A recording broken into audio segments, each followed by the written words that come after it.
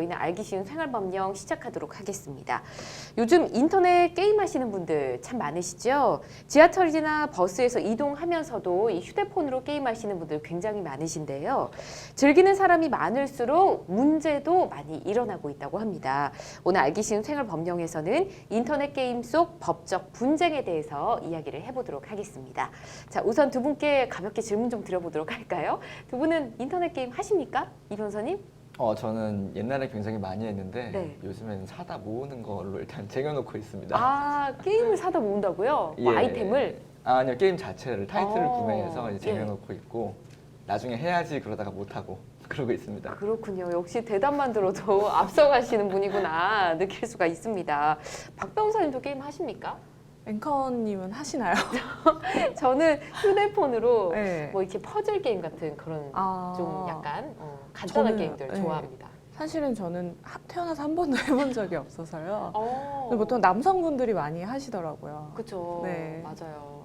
박 변호사님 그러실 것 같았어요. 저 말씀드린 대로 저도 그냥 가볍게 네. 뭐 퍼즐 게임 정도 뭐 이렇게 도형 맞추기 이런 거 있잖아요. 이 정도만 하는 편인데 워낙에 뭐 다양한 게임들이 계속 나오기 때문에 청소년뿐 아니라 어른들도 인터넷 게임 굉장히 많이 즐기시는 것 같습니다.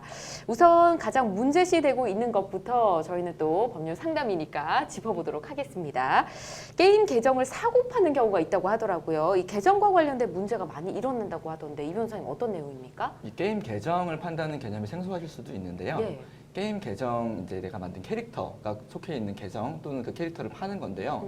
이 캐릭터를 이제 레벨업이라고 하죠. 예. 성장시키고 어느 정도 게임에 활용할 수 있는 정도까지 이제 그 상태를 만드는 거, 키운다라고 예. 얘기를 하는데 그렇게까지 만드는데 굉장히 많은 시간과 또 비용이 들어가요. 특히나 뭐 요즘 유명한 게임들 중에는 네. 이제 그렇게 만드는데 몇 천만 원씩 들어가는 경우들이 있거든요. 어. 그래서 그 게임 캐릭터를 내가 빨리 레벨업이 된 캐릭터를 쓰고 싶어서 예. 그 계정을 구매를 합니다. 거기 들어간 비용이 상당한 정도의 네. 돈이 들겠죠. 그래서 상상하기 어려운 정도의 가치로 몇 천만 원씩 되는 가격으로 거래가 되기도 해요. 네. 자, 근데 이제 거래 자체는 사실 약관에서는 금지가 되어 있는데 현실적으로 많이 벌어지고 있는 일이고요.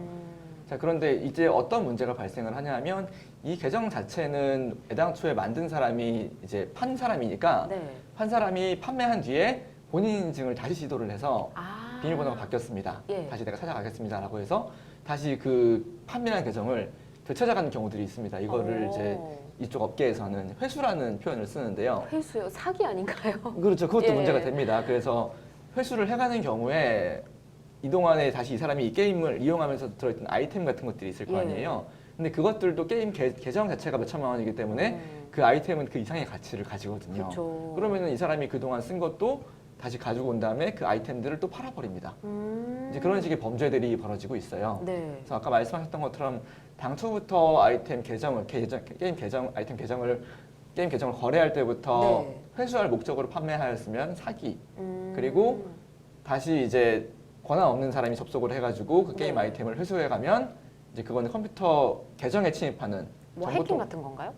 비슷하다고 보면 될 것 같습니다. 어. 정보통신망 침해라는 범죄가 성립이 될 수 있는데 예. 이제 그런 사례가 최근에 좀 있었고요. 그리고 그런 아이템들을 권한 없이 판매를 하면요, 그거는 컴퓨터 이용 사기죄로 처벌될 수가 있습니다. 그런 식으로 해서 우리는 단순한 게임을 뭐 계정을 양도하고 네. 뭐 이런 거로 볼 수 있지만 거기 들어있는 금전적 가치들이 어마어마하고요. 아. 그리고 그거를 권한 없이 판매하는 행위들도 범죄가 성립할 수 있다는 점, 이런 것들은 중요하게 보셔야 할 것 같습니다. 그렇군요. 계정을 사고 팔 수도 있다는 게 참 놀랍네요. 그리고 뭐 게임 아이템이라고 뭐 대수롭지 않게 생각했는데 말씀해주신 대로 수천만 원까지 한다고 하니까 정말 놀랍습니다.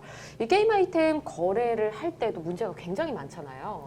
네, 그 이 변호사님께서 말씀해주신 것처럼 계정을 거래하는 거 외에도 이제 게임 아이템 관련된 사건도 상당히 많은데요. 네. 뭐 게임 아이템을 구매하겠다고 속여서 아이템만 받고 돈을 주지 않는 경우, 아니면은 뭐 돈을 실제로 입금하지 않고 아이템만 받는 그런 사기가 많이 일어날 수 있겠죠. 네.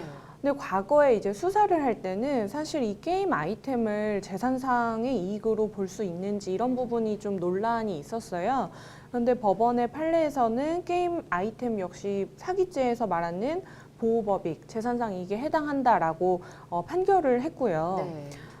이 변호사님 말씀해 주신 것처럼 게임 아이템이 이제 수백만 원에서 수천만 원까지 가는 경우가 많이 있는데 이런 것들이 이제 사기범에게 속아서 넘어가게 되면 이 게임 아이템이라는 게 소유자가 굉장히 빠르게 변동될 수 있거든요. 네. 그래서 잡기가 되게 어렵다라는 그런 한계가 있고요. 최근에는 또 사기범들이 한국이 아니라 해외에 체류를 하면서 범죄를 저지르는 경우가 굉장히 많아서요. 그렇군요. 이걸 신고를 해도 예. 보상이 안 되는 경우도 많다고 합니다. 그래서 좀 그 계약을 하실 때는 돈이 확실하게 들어온 다음에 아이템을 넘겨주는 네. 예, 그런 식으로 거래를 하셔야 안전하게 거래를 할 수 있을 것 같습니다. 단순히 게임 아이템을 사고 파는 것도 놀라운데 이것도 또 법적인 네. 근거에 의해서 또 거래를 해야 될 것 같습니다.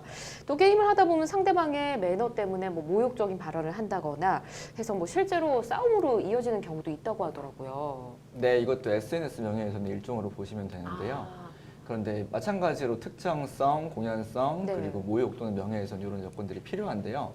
사실 게임할 때 제일 문제가 되는 건 특정성입니다. 특정성. 예, 다 실명이나 얼굴을 공개하지 않은 채로 아이디만 가지고 닉네임만 가지고 게임을 진행을 하기 때문에 무슨 닉네임이라고 지칭을 해도 그 사람이 현실에서 누구인지가 특정이 네. 안 되는 경우가 더 많거든요. 아, 그래서 최근에는 여러 가지 요건들을 붙여서 예. 특정성을 인정하는 사례들이 있고 실제로 자기 실명을 네. 아이디로 만드는 경우들도 더러 있습니다. 아, 그래요? 단순한 실명만 가지고 중복되는 경우들도 있으니까 네. 내가 뭐 경기도 안양에 있는 이준영이다.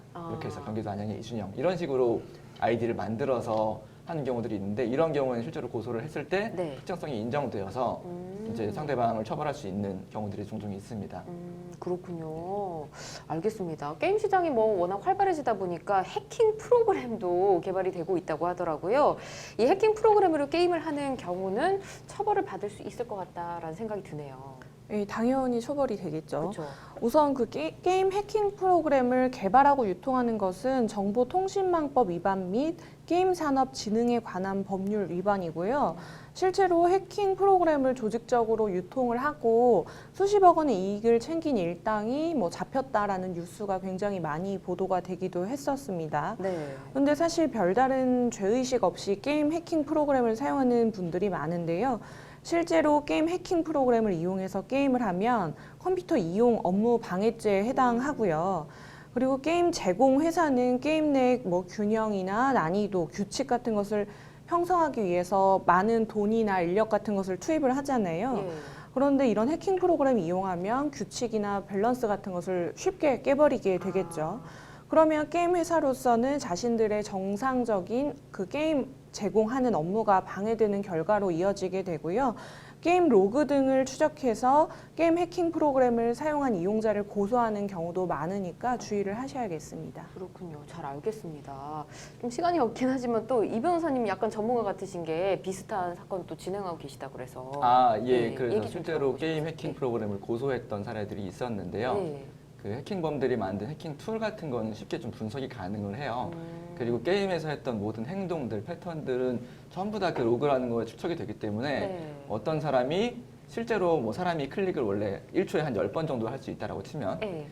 이 사람은 1초에 클릭을 10,000번 정도를 하는 거예요. 아, 프로그램을 통해서. 예, 그래서 그런 것들을 근거로 해서 이 사람이 실제로 자기 노력으로 게임을 했는지 해킹 프로그램을 이용했는지 등등을 이제 확인을 하고 그걸 가지고 형사고소를 진행을 하게 됩니다. 아, 그럼 현재 사건을 진행 중이시고요. 알겠습니다. 또 실제로 이런 사건들이 많다고 하니까 놀랍기도 합니다.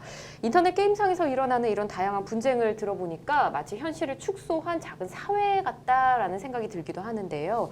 하지만 게임은 게임일 뿐이고 그 이상의 의미를 두면 이렇게 많은 분쟁들이 생길 수 있다는 점 꼭 기억해 주시고요. 스트레스 풀고 또 휴식하는 정도로만 가볍게 게임하시는 게 어떨까라는 생각이 듭니다.